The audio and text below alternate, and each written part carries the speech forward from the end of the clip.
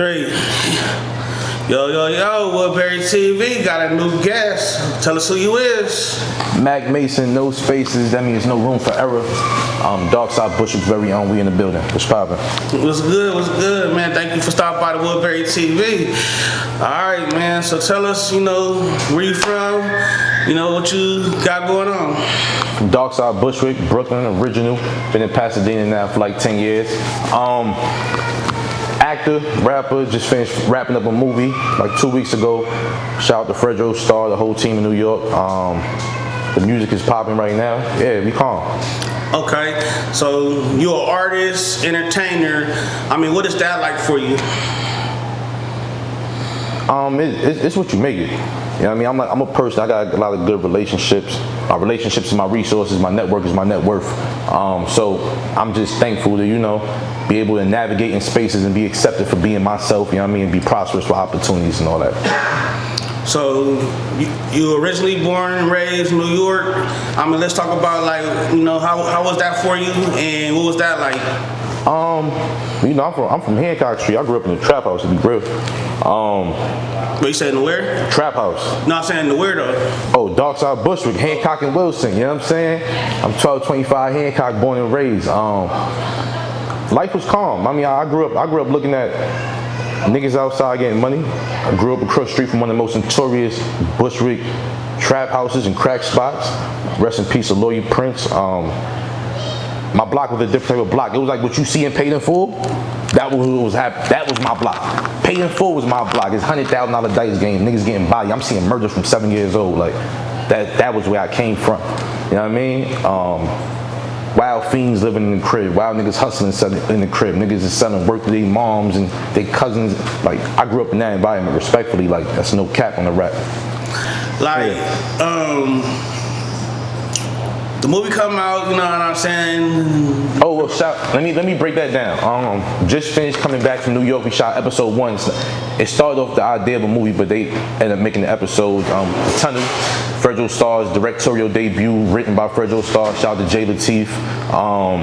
Amazing cast, bro. Yeah, you talking about rappers, entertainers, celebrities. It's The Tunnel. It's if you ever seen The Warriors, it's a reimagine The Warriors in 2025, and they took the idea of The Tunnel, which was like one of the most legendary New York clubs in the 90s, and they brought that in 2025. It's a lot of action, it's a lot of fun. I'm one of the stars in the movie. I play Reaper. Okay. So y'all doing a remake of it? Nah, it's just reimagined. It's inspired by. Okay. It's inspired by. So like you watch the Warriors, they was trying to get back home. In this movie, you got the two main characters. They trying to get to the tunnel, and it's a lot they go through trying to get to the tunnel. It's a fun story. It got a lot of action, a lot of comedy, a lot of seriousness, relationships. So I'm just saying, though, like basically like the movie that you about to be starting, that's based off like kind of like the series. Yeah. Okay, so that kind of based off of Paid in Full or no? Nah, I ain't got nothing to do with Paid in Full. Oh, okay, so okay. Ain't got nothing to do with Paid in Full. You feel me? Ain't got nothing to do with Paid in Full. Okay, so basically putting out the new series movie that you about to be starting. Yeah, that's The Tunnel. Okay. That's The Tunnel. Part itself. I got confused when you. Yeah, because we was talking about it. Yeah, we went. You know what I mean? There's a lot happening. A lot of uncut things happening.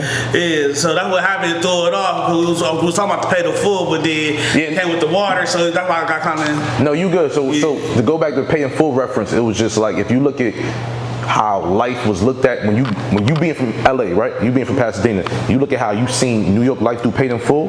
That's how I really grew up looking at that outside. You get what I'm saying? Like that was the reality. Like everything I speak about is Googleable. All my friends is Googleable. My big homies is Googleable. We trademarking that. It's Googleable, bro. You feel me? Heard it here on Woodberrytv first. It's Googleable, man. Because we like making sure we people are facts at the end of the day. Okay, so what started you in the entertainment business? Like what made you want to be a rapper? What made you want to start doing acting? You know what I'm saying? Well, the music. Back when I was outside, as a teenager, when I was really outside, my big homie, shout out to my big homie, Free Gerald. He was doing this thing, and he bought a little studio setup, like a little $3,500 studio setup at Guitar Center. And he knew that niggas like to rap. Put that in the crib. I learned how to engineer, so I ran with that. When I came to LA, I used to just own a bunch of music studios. So I had 4 music studios in Burbank, some in Virginia, New York. So that's how I really just got into it. But I never really wanted to be a rapper. I always can rap.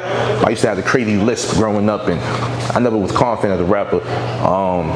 Engineering, owned the music studios. I've been a partner with an independent record label. Managed artists, been on tour.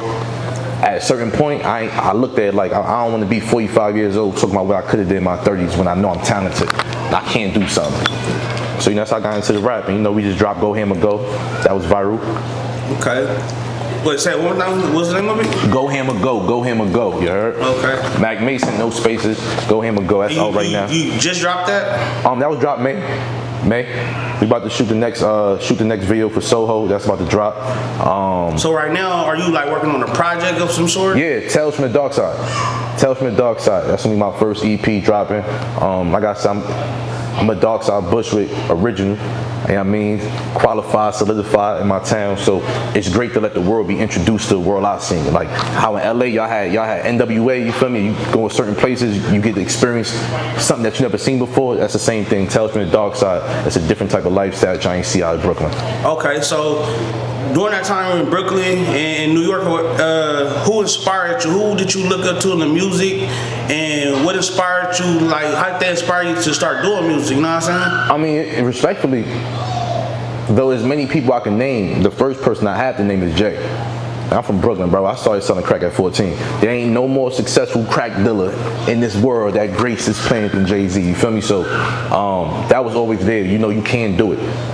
My problem was I wasn't dreaming big enough, but Jay definitely was that. DMX, he allowed people to realize you could be emotional in your music, you can be honest with yourself, and there's an audience for everything. RP to DMX. RP to the dog, you feel me? And then fifth, I'm gonna get rich or die trying, baby.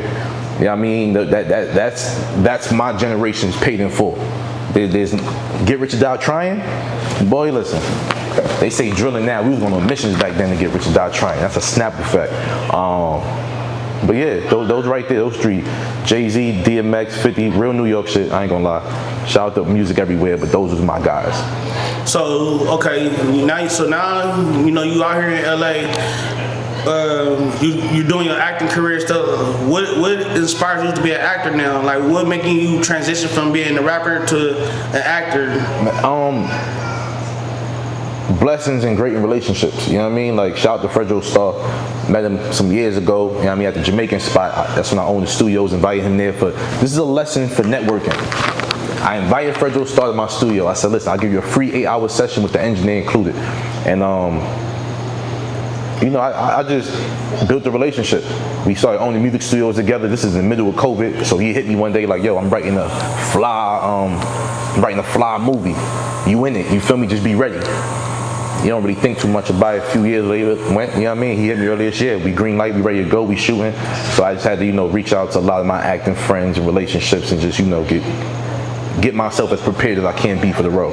Okay, but that's another thing though. How important is it to network? You know what I'm saying? Because a lot of people who in this entertainment business, it's like they don't have a big network platform. You know what I'm saying? It's like I feel like some people be scared to like network or go outside their means, but they want the popularity of this shit.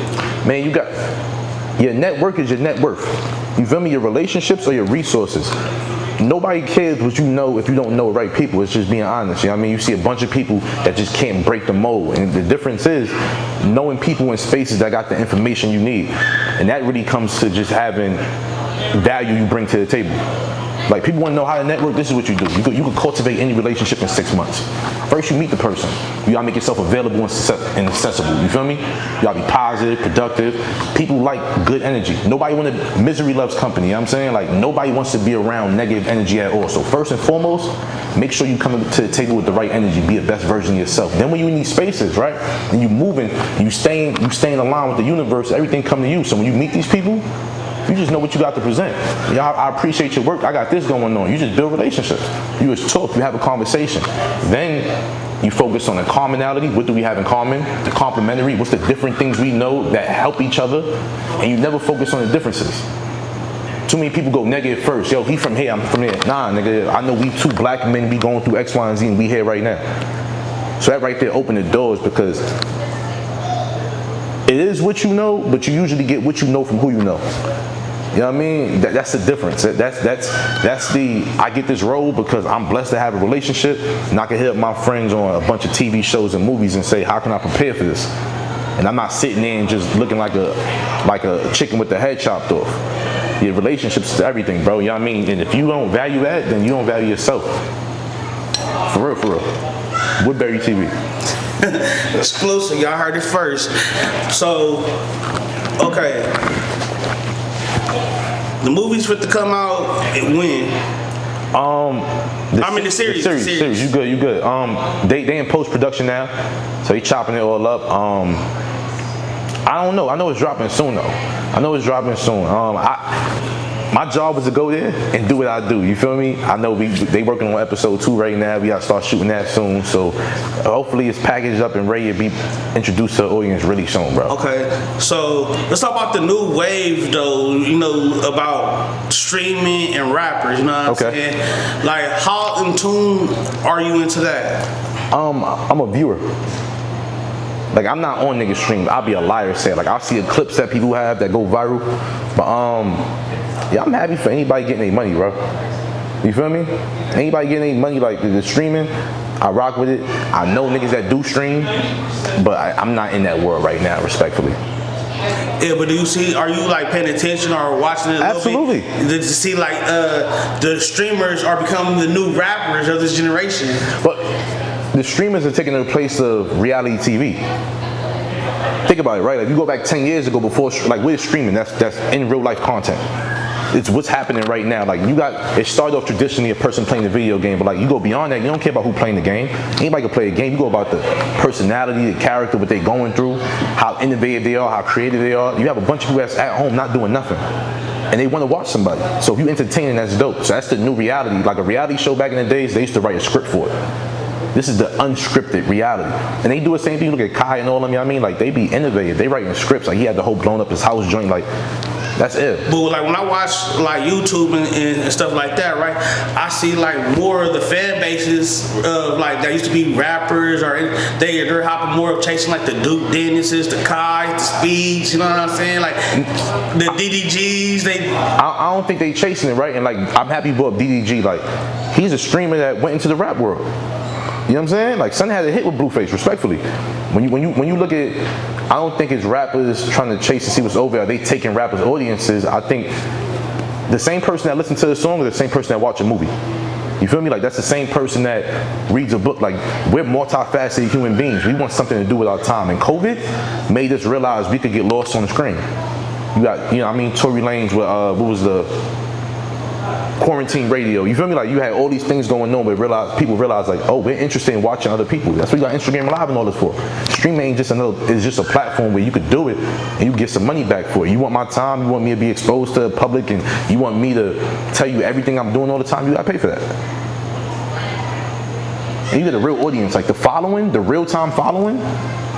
Like Instagram, you thought it was an instant gratification. You post a picture, then people comment, right? Or you going live right now, but if a person ain't catch you live, they ain't catch you live. Unless you saving it. But like, when you got streaming, you got people while you on live really in them comments. Like, and you doing this for 30 hours. 30 hours, they do binging, bro. Like, I think it's dope. It's dope. Okay, so when we're talking about like the platforms, just like TikTok, Instagram, Facebook, how important is it for you as an actor and a rapper to be on all these platforms? I'm on all these platforms. How active am I?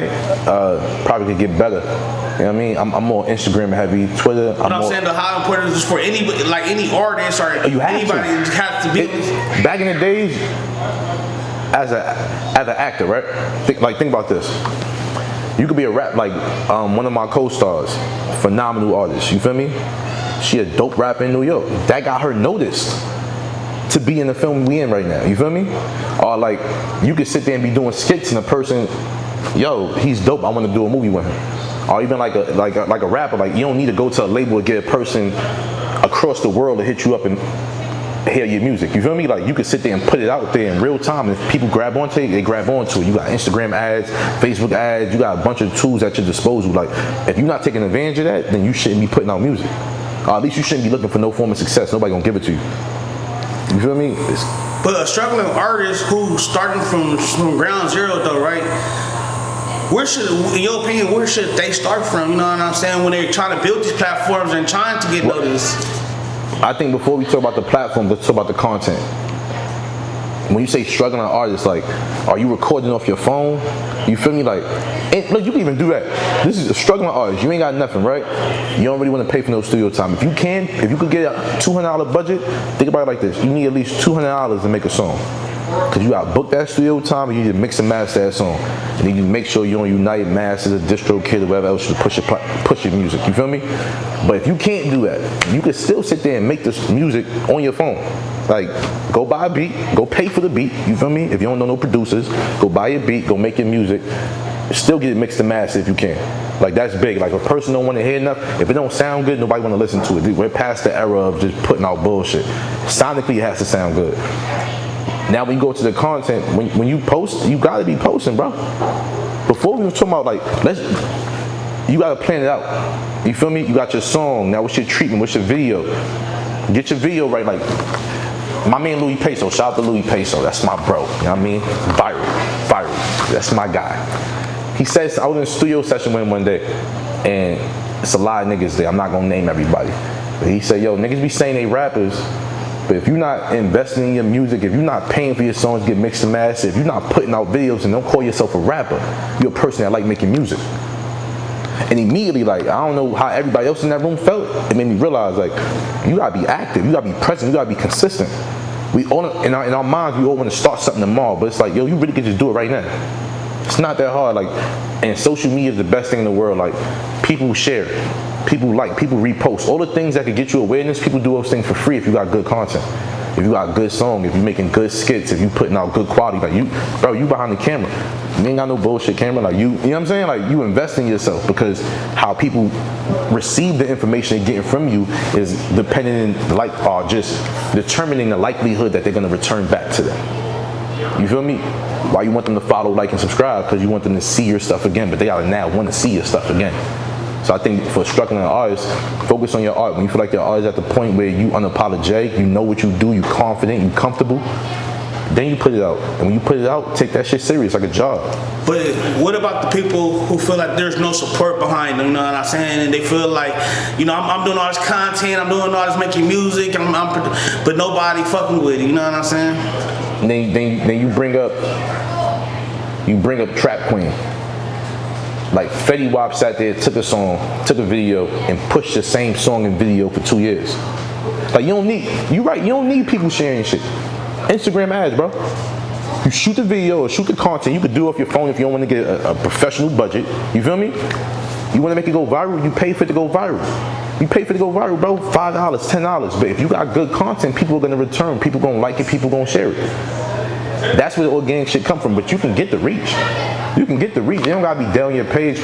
Like, and nowadays, mad artists, bro, however, all these creators, a lot of these people aren't social people. A lot of these people are introverts.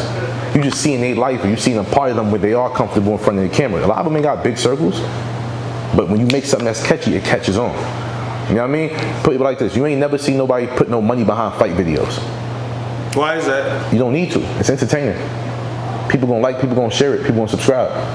So when people like things, like, you don't have to pay somebody to share something that they like. You don't have to pay nobody to comment happy birthday under your picture. The people who like you gonna say happy birthday. You feel me? So if you focus on the quality of what you're putting out there, instead of just trying to put something out there, you really focus and hone in on your craft and what you're putting out there, people gonna receive it. There's too many groups, there's too many marketplaces, bro. There's too many niches in the world. There's too many spaces to make money. There's too many people. It's 5 billion. It's always like a lot of excuses though. Why though? Like they don't never want to start from the ground zero. They want the people that they go to already have some motion going on. They don't want like. But you gotta pay for that. You could do that too, but you gotta pay for that, bro. The motion ain't free. So either you're going to pay for your craft, you're going to pay for that motion, you're going to be outside, you're going to make yourself available.